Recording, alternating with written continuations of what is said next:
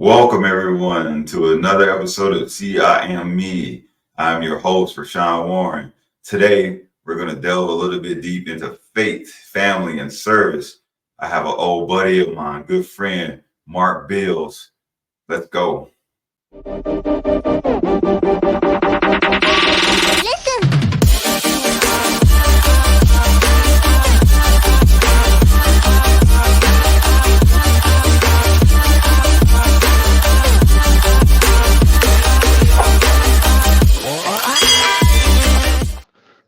What's up, Rashawn?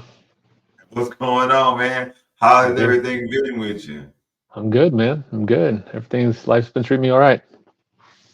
Living the dream, I hope. So hey, I wanted you to come on today so we could just talk about a few things. But before we get started, let's tell everybody who you are. Well, my name is Mark Bills. I'm originally from South Texas, which is the Rio Grande Valley.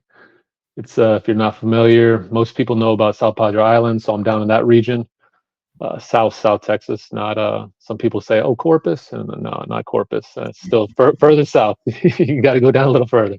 But yeah, born and raised in McAllen, Texas. I got five sisters.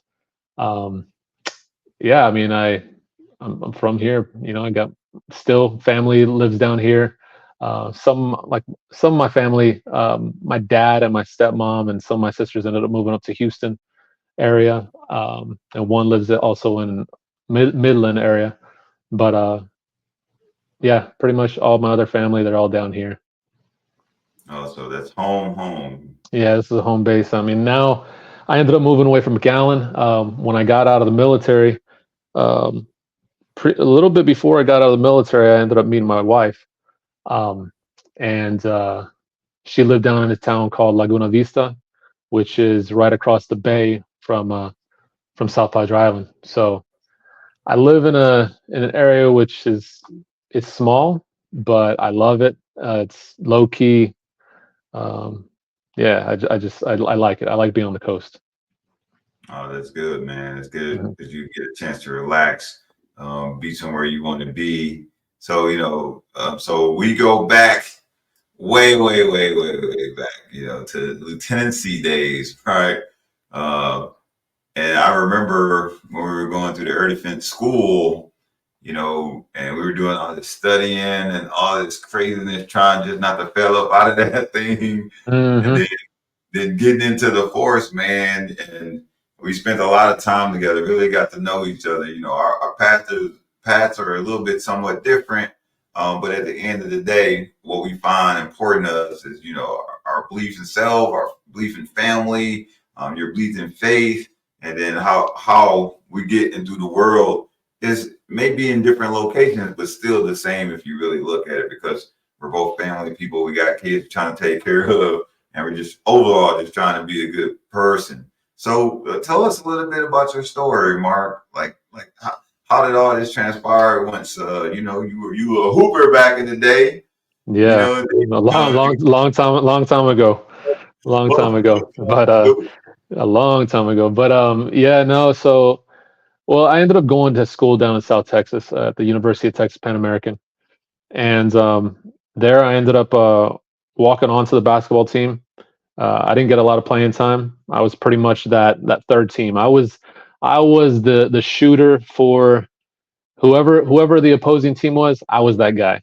So I was a shooting guard in college, and yeah, so I didn't get a lot of playing time, but I was in there every day, busting my butt.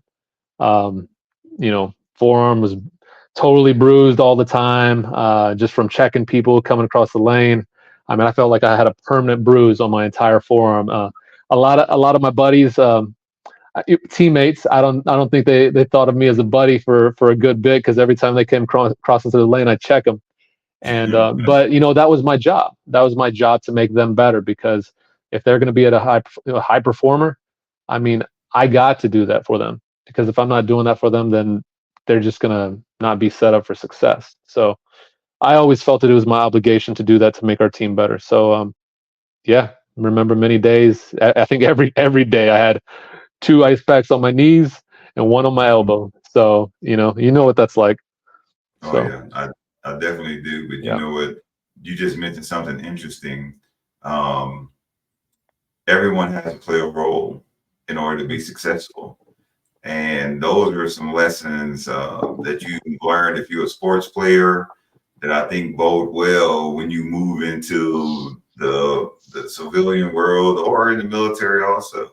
You know, like Hmm. when I was in college, you know, like in high school I was really good. In Hmm. college I was good, but I wasn't a guy, but I Hmm. knew what I was supposed to do every day, and I became a winner. You know, and those lessons kind of pulled me into the military. But I think I was just bred for that, though.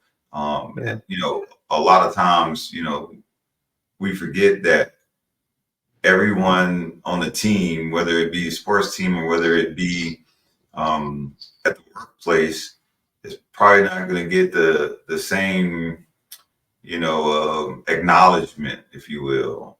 You know what I mean? But even when you work behind the scenes, you're still contributing to success. for And sure. we just gotta understand that sometimes. So you currently are working doing what now? So right now I work for the Department of Agriculture, and with USDA, I'm an investigator with them for it's called Investigative Enforcement Services, and we Hmm. cover down on 5 different programs. So it's actually weird how I got this job. I didn't. I So what ended up happening is after I got out of the military, I was transitioning out, and I remember going to a brief, and there was an individual from the VA in Temple, and I told him my background, and he told me, hey, you know what? I think that you should do this thing that I know about. It's called the Presidential Management Fellowship. It was the staple managerial program for the government. And I said, okay, well, tell me what I got to do, you know? And he just said, look, when the dates come open in October, just submit your application. So I ended up doing that. And yeah, I ended up getting selected for the first round. So I got selected, which was crazy in itself because this program they had 8,000 applicants and they selected 600 out of the 8,000. Primary, I would say a lot of the individuals that I was competing against were all from like Ivy League schools.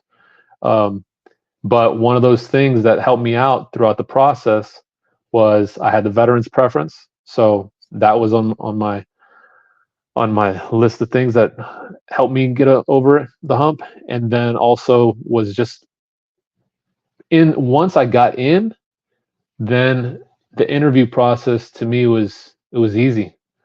You know, it wasn't like when I looked at everybody else. I mean, seeing all these other, recent graduates, because you had to have a master's in order to get into the program.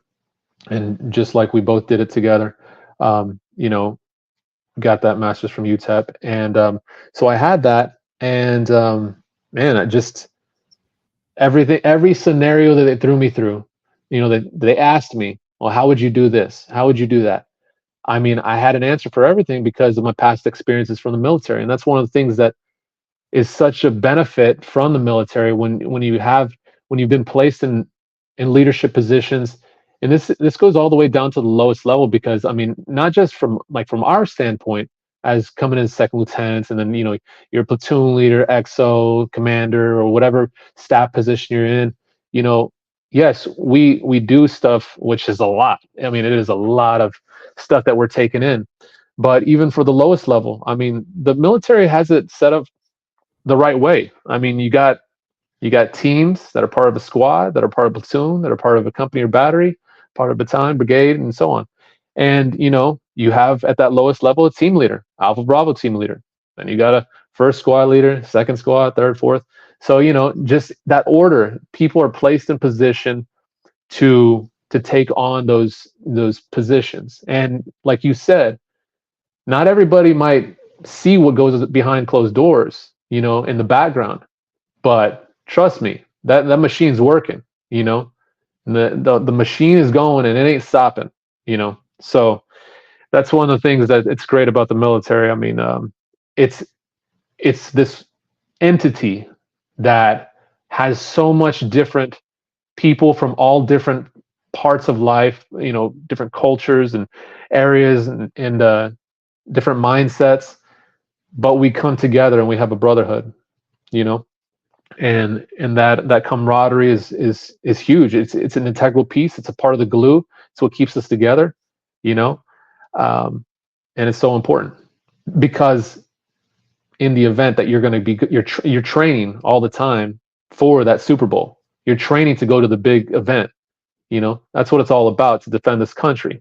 You know, so that's what we do. And when you're going to those areas, I mean, you have to trust your person to your left and your right, and from above.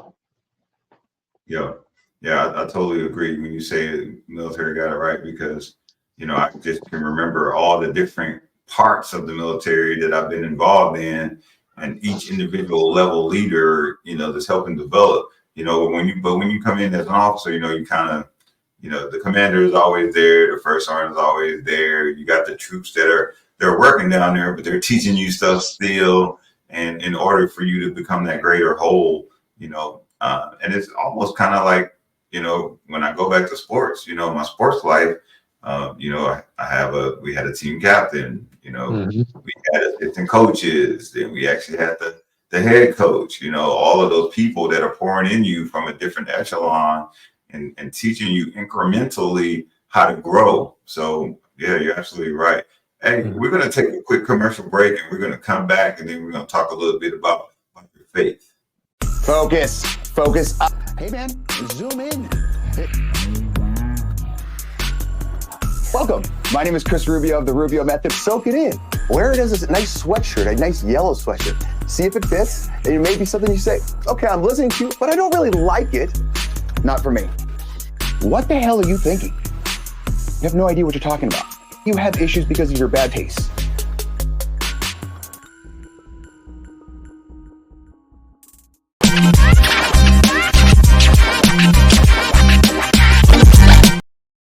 All right. So, Mark, we talked a little bit about, you know, what you're doing these days, a little bit about teamwork, how you believe the Army is set up, and those lessons that is teaching us. You also mentioned a little bit about training all the time, getting ready for when the big show goes, that you're ready. So, with all that being said, tell me a little bit about your faith, and how your faith has influenced it, your approach to life and parenting. So yeah, well, I grew up. I grew up going to two different types of, well, both being Christian. I mean, it was Christian, Catholic, and a Christian church, and but it was, my parents were divorced, so the first and third week of the month I'd go to see my dad, and I would go to a Christian church, and it was called Church of Christ, and it was certain way, certain kind of traditions and everything like that that went on during that, and then with my mom I would go to a Catholic church, so split, learning, not learning a different way over here at the Catholic church, and traditions and stuff like that, and always kind of being really confused on it. I knew that, I knew there was God. I understood about Jesus Christ and the Holy Spirit, and but I still didn't have like this full like relationship. And that was the big difference.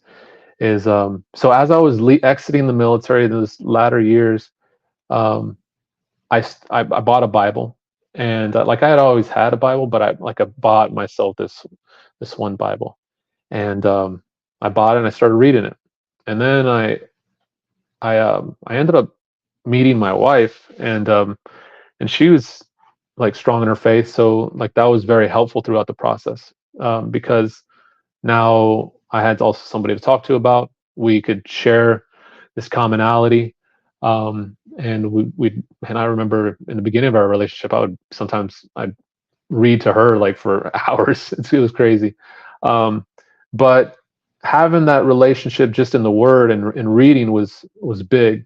It was big. It was something that missed in my life, and then just having that connection. I mean, like we're all sinners at heart, and I've been bad. I mean, there was some many bad times in my life, um, and I was very selfish throughout that process. not thinking about others, not thinking about, just only think about myself. And yeah. So once I came into my relationship with Christ, that's when things changed. I I knew, as far as, the acceptance of Christ, and knowing that the sacrifice that was was brought down, from God to, He sacrificed His Son, for us, that He was then going to take the burden of our sins and take it all Himself. I mean, but what greater love does that show, just for a God, the Father, to show for His children, ourselves, that even though we are sinful at heart, and we are bad, and we're sinful, yet he comes to us and says with open arms, like, you know what, hey, it's all right. The As long as you're just here with me, I just want to love you. And that's as a parent too. That's where having a love that, for your once you have a child. I never understood that. Like, I never understood, like, the way my mom loved me. It wasn't until I had a son, until I understood. And then, even that, as far as a mother versus a father, the love is different. Um, but I understood once you see that little bean, and it's just way different. It's just an amazing thing, and I love it. And yeah, the process is a process, but just seeing the love that God has for me, I just have to love my child and my wife and those around me like God would love us, as best as possible. Try to just show the love for them as well. Yeah. Showing love for your family, showing love for your child, and using your principles to guide it. You mentioned earlier, you said, I was going through some rough times. I was being selfish. Just hearing you talk about that, shows reflection. I just think about, you're not alone though, right? Most of us are Yeah. doing that same things. I just remember coming up, and, to this day, my son is, if my mom said something about me, my son is like, "You were like that, Dad?" I'm like, "Yeah, man." But I'm hoping that all of those things that I did, once I reflected, I'm able to, like, pass on to him. Another thing you mentioned, you said, hey, you were coming up in these two households, like this Yeah. household was doing this household was doing this. And like you said, I got confused, Yeah. like when you said, hey, I was a little bit confused. I wonder, as we go up, do our parents take that into consideration? Um, did you feel like that? You know what? I I don't I don't know if they thought about it. To See, the thing is, even if they thought about it, they wouldn't understand it. That's the thing, because the only way you understand it is if you are the child. Okay. And that's one thing that I know for this, like, because my wife too, she comes from a divorced family, so we know what it's like having to split, like, when the holidays come. I mean, now it's not just like before, when I had my mom and my dad. No, I got my mom, my dad, my mother-in-law, father-in-law, and then, it's double. So, it's crazy. But no, I think it's only the individual, that's going through it. They have a better understanding it, and I don't think the parents, they really fully understand it. um and the what happens for somebody that has to be in that situation. So, I mean, you're splitting time. You just, I was fortunate enough to, I had a stepdad that, he filled that father role. So he was my best. I mean, he was like my best friend. I mean, I still to this day say he's my best friend. He was a great person to have. He is. And but yeah, and it was difficult going, just seeing my dad only the first and third week of the month, because my dad also, he still is, he's a car salesman. So as a car salesman, I mean, you work Monday through Saturday, and you're getting home like at 7 o'clock at night. So that was difficult, because it's like Friday night coming home at this time, Saturday night coming home at this time, and that's not really till Sunday that you really get to spend time. But we got church, and then we're going to eat, and then so that time that having just with my pops, it was limited. So yeah, but it's just the way it was. So Yeah. yeah, that's one thing as far as my wife and I have spoken about, like as far as the after effects and what divorce does to a family, and that's why being together, I mean, is so important, and God brought those two, man and woman together to be as one, and throughout that process, there is no it's like that process. It's not easy. It's not an easy process, and nobody says it's ever going to be easy. You're going to have your tough times, and you're going to have your great times.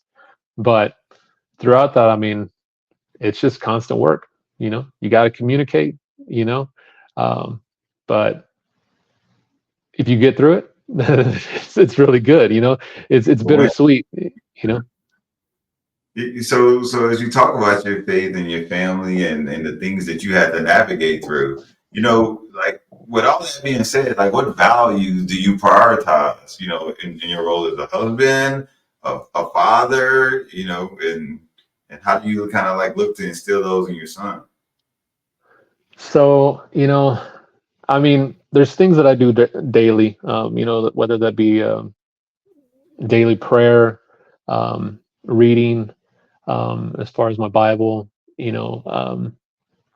just like I also read to my son every night. That's my thing that I always took on. So I always wanted to do that. I've been doing that since he was, a baby. Mhm.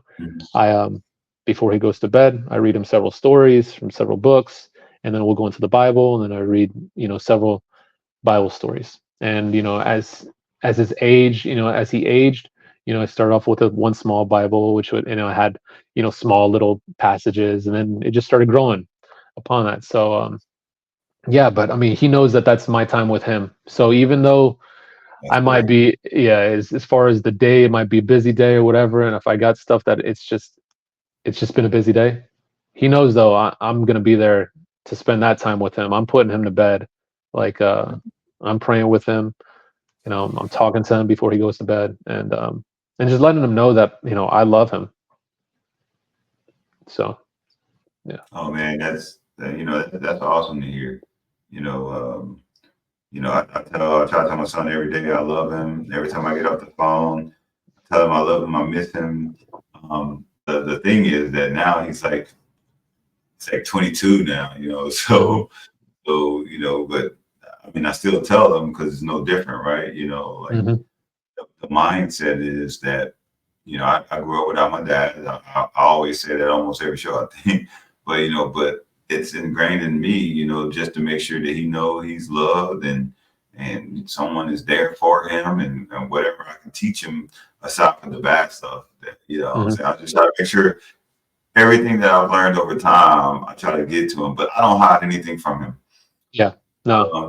Tell him every single thing that I ever did, and then and it's interesting to have those conversations because um, when he looks at you like you, Mhm. it makes me feel bad and it makes me feel good. It makes me feel bad because um, he's like, dude, what was wrong with you? But at the same time, his eyes are like you, like it's almost I don't believe it. It's impossible. Not the person you are. So good and bad in both. So Yeah. when you start thinking about your path Mhm. and where you ended up at, did you see yourself being where you were at, or did you see yourself having a whole different trajectory? Yeah. So when I was in the, like, first off, we started off, I was playing basketball. Okay. Then I played 2 years, and then I ended up stopping basketball. I really just didn't see eye to eye with the coach at the time. And you know what? And maybe that was just an excuse. I don't know. Um, but I was the lifeguard on campus, And well, I needed a CPR. I needed my CPR to be recertified. So the Army, the ROTC, they had a CPR first aid marksmanship course through the ROTC. So I said, you know what? I need a PE credit. I need CPR. So hey, let's do it. So I ended up going. I got scheduled for it. Got into the ROTC class, and then what happens is 9/11. So Wow. I'm there at my house. You know, my dad calls me. Hey, Mark, come check this out. I'm watching. You know, I just seen the first plane. It was right after the first plane, but then so now I'm just watching in awe, and then we all know what happens after that. But at that moment, I then assessed everything, and then I ended up going to school, and then well, when I was in school, when I was in class for ROTC, they had a bulletin board on the side wall, and on that bulletin board it said, become an Army officer, through the ROTC, and I didn't know anything about it, you know, I didn't know anything about it, so I was like, you know what, that's what I want to do, I'm going to go in the Army, and I talked to this guy, Sergeant Major or Master Sergeant Rodriguez. He was from Puerto Rico, heavy accent.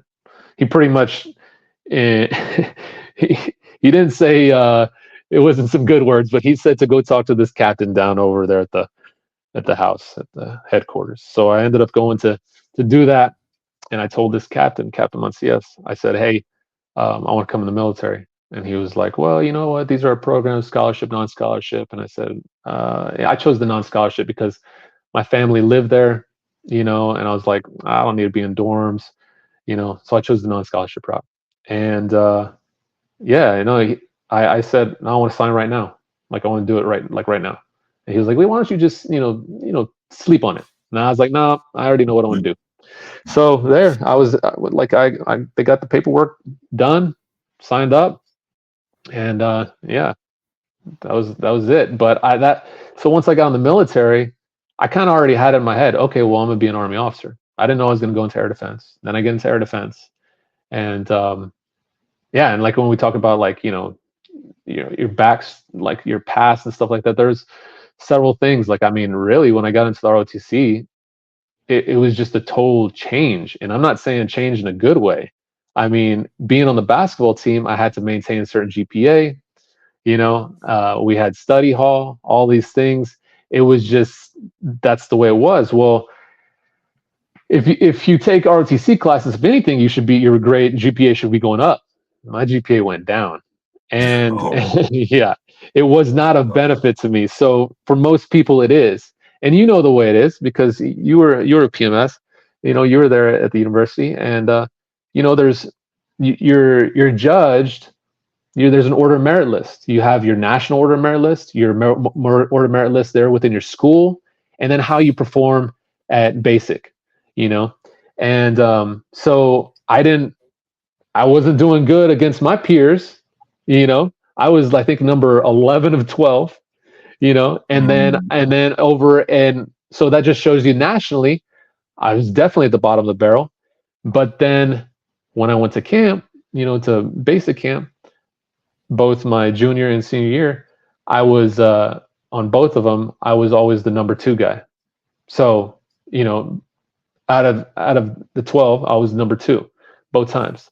So and they never knew. Like my master sergeant at school, he was just like, every time we have an FTX, you're over here excelling, and you excel over here, but here in the class and here, you ain't doing the time.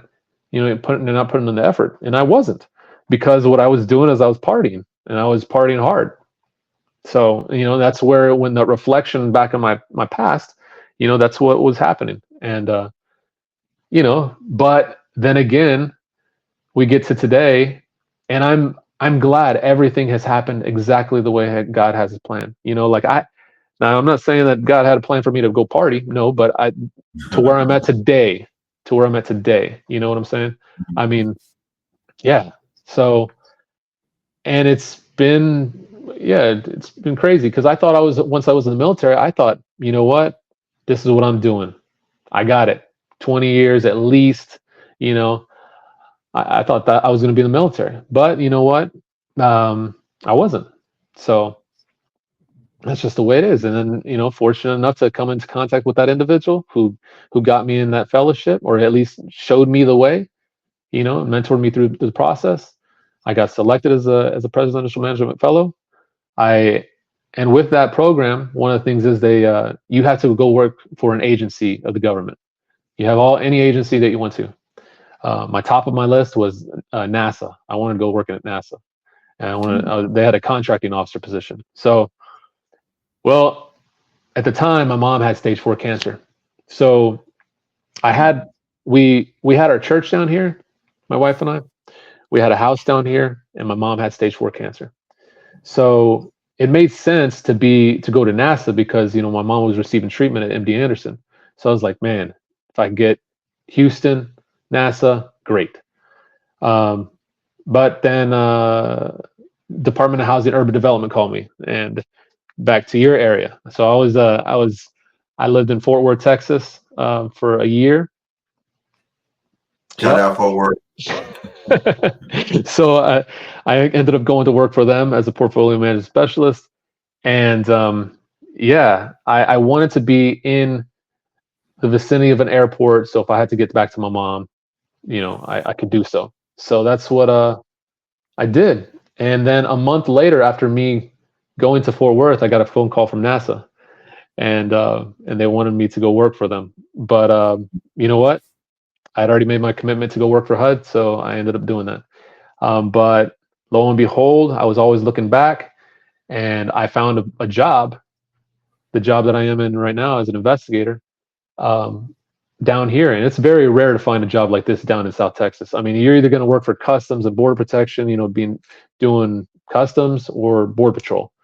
And there's not a whole lot of jobs unless you have a specialty. And I work for USDA, so most people have like some type of biology background. I don't have that. But one of my additional duties in the military was a 15-6 investigating officer. So never did I think that additional duty would get me the experience, or just at least to put on my resume to get me to work for this job. So, and you know what? I put it down on paper. I showed what I did, and they said, yeah. I got selected out of like 12 other individuals. They picked me, and they picked me right away. They were like, you know what? Yeah. So it was good. It was good. I am very fortunate. I'm in a job that it's you know, I work autonomous. I'm here in my area. I cover all of South Texas from Brownsville all the way to Laredo, and pretty much the southern ports. Oh man, that's so good. I like it. It's I've always worked out of my house, so this whole thing after COVID was not something new to me. It's I've always worked out of here, and you know, I got a little office outside the back of my property. But yeah, that's good to hear, man. Yeah. In a sense of turmoil, things still working out. And we're gonna go to a quick commercial break, and we're gonna come right back, and we're gonna start talking about a little bit about like the modern complexities that all of us got to deal with. Hey, I'm Micah McCreary. And I'm Rich Fry, and welcome to True X Outdoors, The ultimate outdoor show. So come tag along with us as we experience thrilling adventures in hunting and fishing. From the mountains to the rivers, we'll bring you the most action-packed outdoor experiences. True X Outdoors.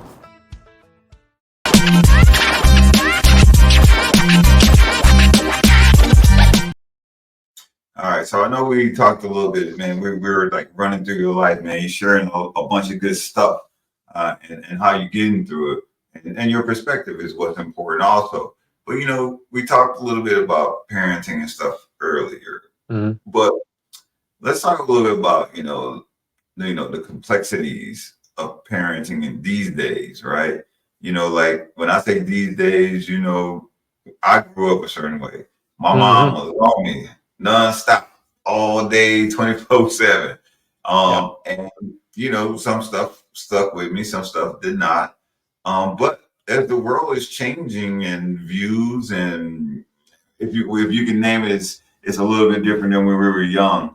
How do you take what was going on with your parents and how you were being raised, and then looking at how today's society is and saying, you know what, this is what my little one needs to make it. What faith-based principles are you shouting out to the little one? Well, you know, so as a parent, I mean, we've been instructed, to raise that child, and it's a matter of how we go about it. So, like, Proverbs 22:6 says, train up a child in the way he should go, and when he is old, he will not depart from it. So I just, first and foremost, I want my son to know that I have a relationship with God. He's going to see the way I carry myself, and the things that I do, and the way I hold conversation, the way I love my wife, the way I love him, the way I treat others, and he's going to see that. And it's, because I mean, we all know you could easily go a certain route, or you see somebody, too many people watch, like, if you watch TV, you watch TV, you see a certain thing. Okay, remember when reality shows got so big? I mean, Oh yeah. people just watch these reality shows, and it's so toxic. You know, I mean, that's one of those things that I would say, just in the recent, however many years. Well, actually, it's been going on since the real world. That's when it first started back in the '90s. So I guess it was the early '90s, but it's so different in now in today's era, because yeah, we just look at the easeability of obtaining information, whether it be through just your phone, computer, and connectivity. Everybody's connected in some way. If you don't see somebody with a phone in their hand, you're probably wondering, like, what's wrong with that person, because they don't have it in their hand.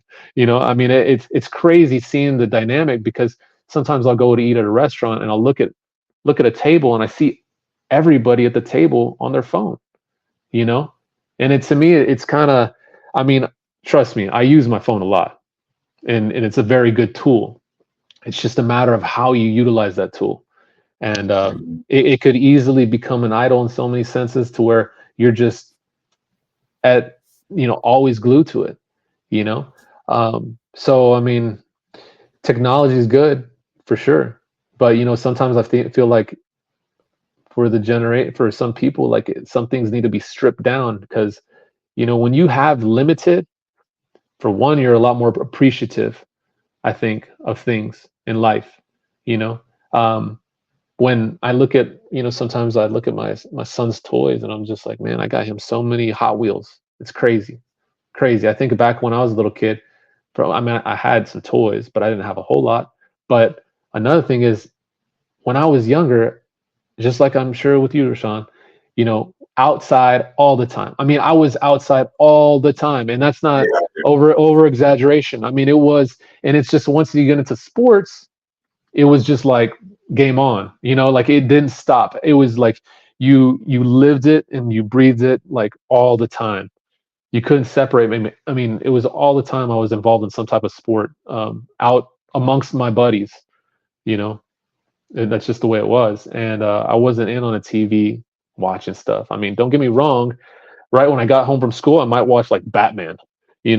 Like, the whole come pow, bam, all that stuff. That old one, and that kind of stuff. But then it was outside. That was my little break.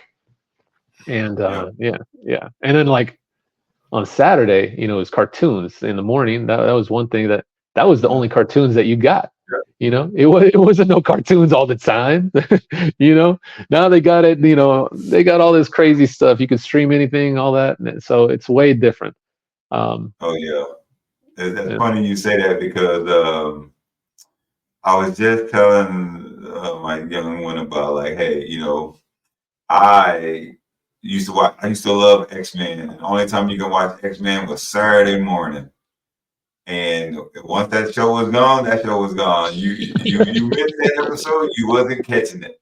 And Yeah. but right? Like, I would, my mom made us go outside.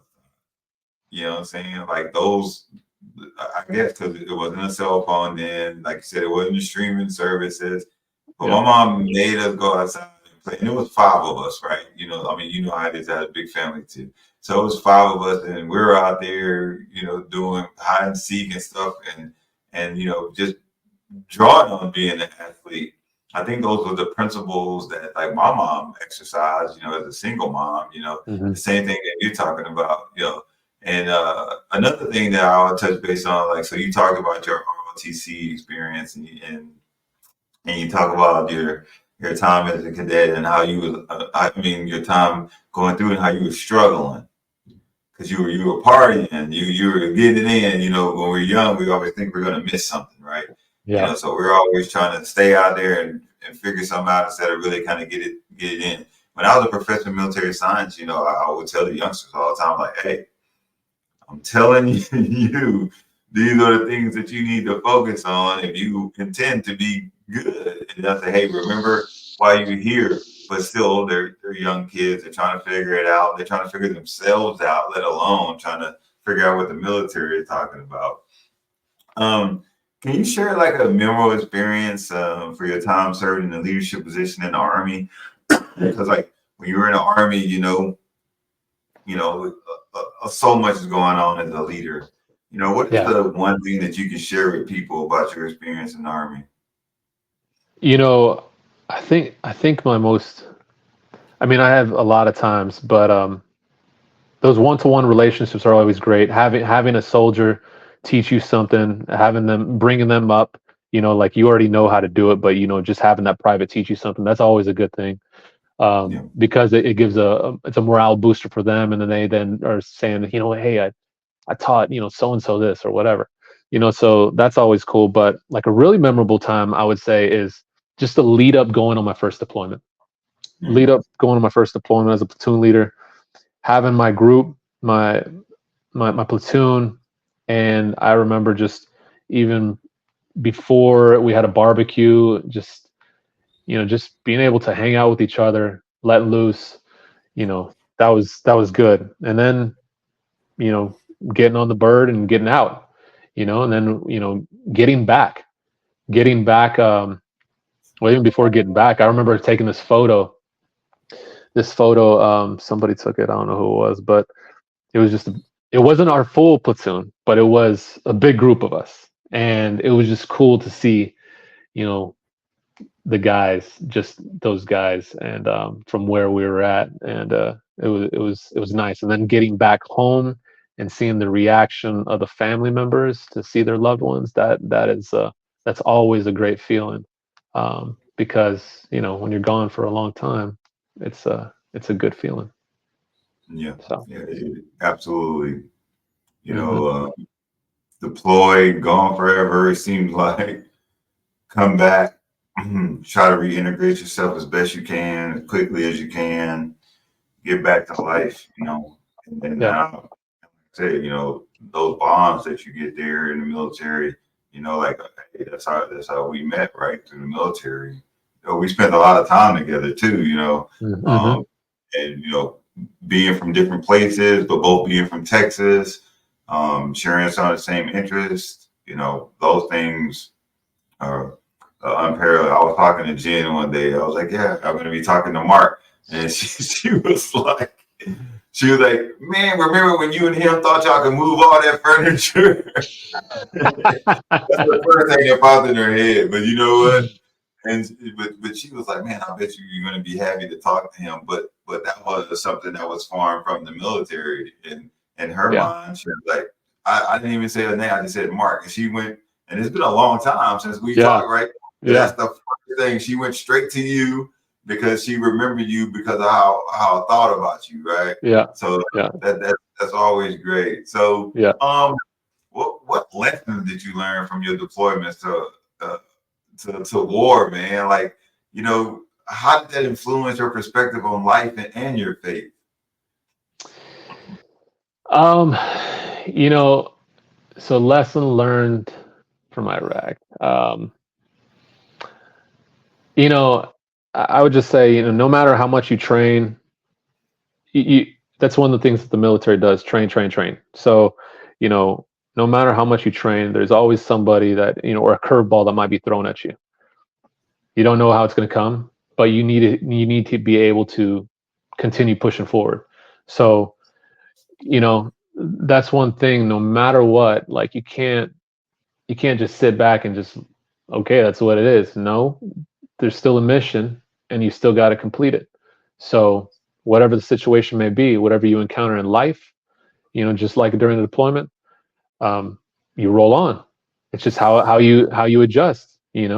So just the matter of adjusting to anything. You know, I think was one of those things. So yeah. Yeah. Another thing I would like to touch base about is, I really didn't. It took me a long time. It was right prior to me getting out a couple years before, but that I first started going to seek, like going to talk about mental health, because that's one of the things at the time when we were in the military, or you're still in, but when I was in, it wasn't talked about much, as far as mental health, and there was a stigma placed upon it. So it really, I mean, I got out in September 23rd, 2014, and I remember like a year before, and I was thinking, man, this is gonna be like, I could see it, and I remember I was part of this thing called the Warrior Reset program, and this is eye opening, Rashawn. So there in Fort Hood, they had this thing called, they had WTU, the Warrior Transition Unit, and then they had the Warrior Reset program. Well, the Warrior Reset program, I was selected to be a part of that. Okay. And I was the 1,000th graduate to be a part of that Warrior Reset program. Okay.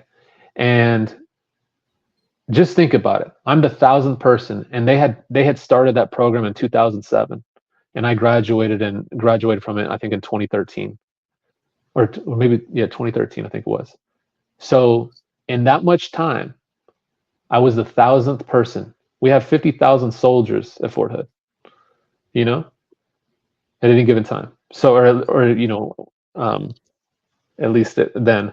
So, and that program, that Warrior Reset program, it was specifically designed for people that had PTSD, that had injuries that sustained in war. So, there was this group of other individuals sharing several same things that we all been, even though we might have all been to different units, we all had shared in some shape or form the same type of injuries. I mean, everybody had a spinal injury, everybody had some form of PTSD, and that was one of the things when I found that, and I was a part of it, I was able to deal with things differently. I was taught certain things, resources were provided. I had a good support group. Having that support channel was integral, and then having my faith come into it after was huge, navigating through that. So mental health, I think that's a big thing. And now the military has really, I know when I got out 2014, that was when they really took a different stance on it. And you could see people were like coming out talking about it. Because before, it's just something you just didn't bring up. You just didn't bring up. Man. And, and that, like you say, in that time frame, how so many people were going to receive help. And I think you're absolutely right. At that point, after recall, there was not a lot going into mental health. And if you were a leader like we were, and you said, "Hey, I need some help. I need to go see somebody," I do believe that they probably would have been like, "Hey, don't put Mark in that position." Oh, for sure. Mark is going to get help. Yeah. No, Rashawn. I mean, that was one of the things. I mean, the thing is, I had an injury back in 2007 during that first deployment. Okay. And because of that, I was a spine surgery candidate right when I got back. But did I go get spine surgery? No. Why didn't I go get spine surgery? Because I knew what it would do. I knew I would have been like how long it would have taken me out of the fight, how long, all this stuff. And I thought about myself as far as promotion, like where am I going to be amongst my peers? And so I never did it. So that's one of the things that that I battled with a lot, because I was, during my time in the military, I was masking things. I was masking things, and I was doing it through, like the military was just giving me ibuprofen, 800 milligram. Okay, ibuprofen. That wasn't doing nothing for me. I had no disc. My disc had totally ruptured. You know, so I'm hitting bone, and my back was in severe pain. So through that, what I was doing, I was self-medicating a lot of times. I was drinking, you know, and I would medicate myself that way, you know, to make to numb it, you know, because I was going through and operating, and you know, and it was weird once you got the, you know, the feet moving and everything like that. I mean, okay, I go to PT and everything like that, but then, you know, I was in pain all the time. It was all the time. So, but yeah, I mean, I wish I would have gotten help a long time, way before that, so I wasn't doing that to myself, and I was thinking only about me in the wrong aspect. I wasn't thinking about myself as far as my body. I was thinking about my status for promotion, opportunities, where I should have been solely focused on, hey, let's get back, get good, you know. And that's Yeah. not what I did. Yeah, I remember you walking around like an old man with that back all the time. Yeah, You man. know, Yeah. and I remember having that conversation with you when you were talking about how your back was just hurting so much. And you know, and I thought the same thing. I was like, man, like, of course, you're my friend. I want you to get Hmm. better. But at the same time, Yeah. I thought to myself, like, we won't be able to move up together if you go get that looked at, because you're right. Yeah. Um, if you know, we used to hear all the time that if you're not fit, then you shouldn't move forward. You can't leave. You can't leave from the front if you ain't fit, right? Yep. So if you're hurt, you know, that is burned into our minds. Hmm. Like that's on my knee, you know what I'm saying? Like, I was just like, you know what, it is what it is, bro. I gotta make it to 20, you know. Hmm. Yeah. Yeah. I was thinking until that thing just got so bad to this point, right? I'm just like damn near limping on that thing now. But it's because of not feeling that we were able to go get help. Hey, so Marcus, as we look ahead, what legacy do you hope to leave for your son and future generations, so both in faith and in service? You know, I just want him to know that, like, nothing's going to be given to you in life. Yeah. You know, nothing's going to be given to you in life. You got to work hard for what you get. You know, there's going to be sacrifices that need to be made. And I want him to know, I want him to see continuously, you know, the way I at least, you know, I just want him to know that I love him, and know the difference between right and wrong. You know, to be kind to people. You know, to have proper manners. You know, that's something that, you know, I think a lot of people don't do much. Like, I see people that don't open the door for, you know, a lady. You know, um, just being kind to people, treating people with generosity and kindness, and being caring, because you don't know how many times, you know, maybe they're just having a bad day, or somebody's having a bad day, but you can just go and smile, you know, asking. I mean, there's been times I go to a restaurant, a cashier is just like, man, shoot, it looks like you had a bad day. In my head, I'm thinking, so this person had a bad day. But what I'll do is, you know what, I'll talk to them and be like, hey, are you doing all right? You know? And then all of a sudden they're like, what is wrong with this person? I'm just like, Yeah. I think, you know, try to make them laugh a little bit, you know, whatever. And then it happens, and then you see them smile, and then you get that out of them, and it's just like, now that's what I'm talking about, you know? And that smile might just totally change their day.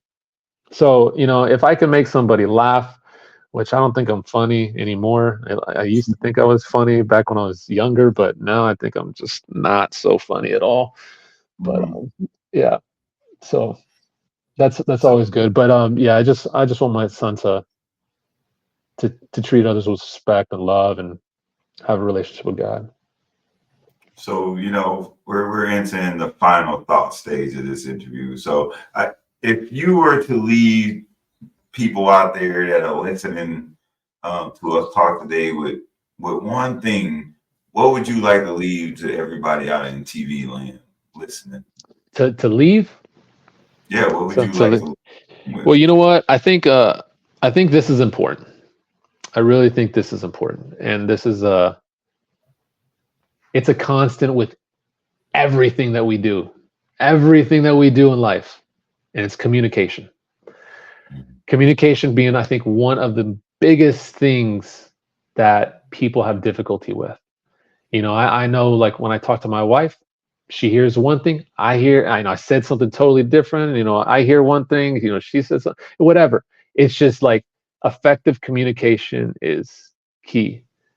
And I can tell you, you know, that's one thing you see in marriage. It's like always like, dang man, I need to just make sure that she's understanding me, you know, that it's coming across the right way, you know, because that's a big thing. I think if you can master the art of communicating, I think you'd be straight, man. I think a lot of people would be straight, because even there's a difference between being able to talk like this and what so many other people do with their fingers and text, or they Yeah. type. You know, an email might come out some way, a text might come out a different way, you know, and it's just like when you can just talk to somebody and have that time and speak, you know, that's good. So Yeah. I think going, like you said, speaking, communicate face to face, texting, emailing. You know, Einstein says the biggest misconception about communication is that communication has happened. You know, yeah, we say things and the message wasn't delivered correctly, or you know, there was some misunderstanding. So we just always got to be clear and concise and making sure our point is getting through. yeah. But Mark, hey, we've come to an end. Hey, I really appreciated you giving me your time today and sharing your thoughts, your perspective with the world. Somebody's out there listening, and somebody out there saying like, hey, you know what? I can draw from that as well. He's kind of living a life like I'm living. You have anything you want to say to the folks before we shut this down? Just thanks for having me on, and you know what, I appreciate it, you know, and keep on doing what you're doing, Rashawn. I've always been proud of you, as far as you know, I've seen the things that you've been doing and the things that you send out, and I think you're doing a really good job, man. Keep it up. All right, I appreciate it. Hey, everyone, this was CI and Me. I'm your host, Rashawn. That was Mark Bills. We'll see you on the other side.